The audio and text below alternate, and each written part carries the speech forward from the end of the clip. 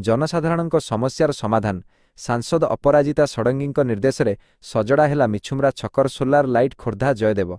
खोर्धा जिला जयदेव निर्वाचन मंडली अंतर्गत प्रतापरुद्रपुर ग्राम पंचायत एक सुखद खबर सामना को आसी।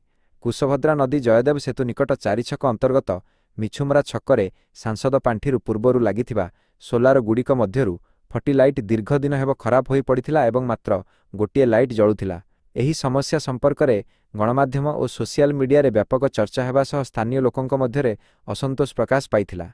एही परिप्रेक्षी रे गत 04/07/2026 तारिखरे प्रतापरुद्रपुर पंचायत रे भुवनेश्वर सांसद श्रीमती अपराजिता षडंगीଙ୍କ संपर्क पदयात्रा अनुष्ठित होइथिला। जयदेव निर्वाचन मंडलीर नेतृत्व नेउथिबा द्वारिकानाथ दास, बाबी चौधुरी एवं प्रशांत सामंतरायଙ୍କ प्रत्यक्ष तत्वावधान रे एही पदयात्रा आरंभ होइथिला। पदयात्रा शेष में नुआसाही स्थित जशवंती ठाकुराणी पीठरे एक विशाल जनसभा आयोजित होइथिला, जेउठारे पंचायतर 12 गोटी वार्डर शताधिक महिला और पुरुष एकाठी होइथिले। उक्त सभारे विभिन्न जनहितकारी योजना विषय आलोचना हेबा सह मिछुमरा छकरे सोलार लाइट खराब थिबा प्रस्ताव सांसदଙ୍କ निकटरे उपस्थापन करा जायथिला। सांसद एही घटना को गुरुतर सह नै तुरंत एहार समाधान पाई निर्देश देइथिले।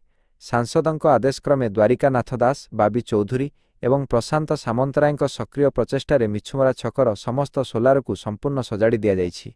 वर्तमान सेठारे समस्त बटीजाक लाइट सुरुखुरुरे जळुछि एवं स्थानीय अंचल आलोकित होइछि।